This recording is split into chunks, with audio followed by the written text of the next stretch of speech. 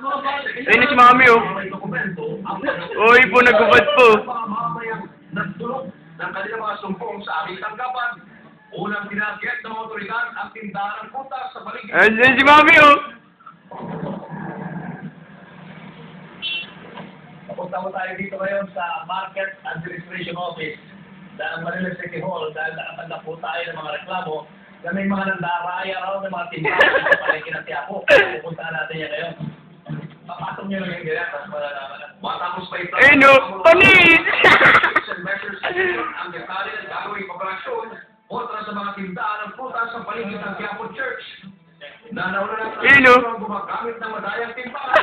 Mabilis na rin nagtungo sa target area. Alam ko ba interviewin siya? Tuwing isa-isang kinumpis ka ng mga tawa ng Weights and Measures Division ng mga timbangan. O si Angel, ano yun ni Angel? At tinipon sa isang lugar. Si Angel, no? Si Mami, oh. Aming nabuking.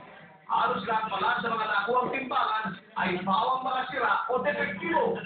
Ipinaliwanag sa akin ng rating team kung paano sinasagawa ang estilo ng pandaraya gamit ang questionable mga timbangan. Interviewin ka naman. Susubukan ko itong isang timbangan.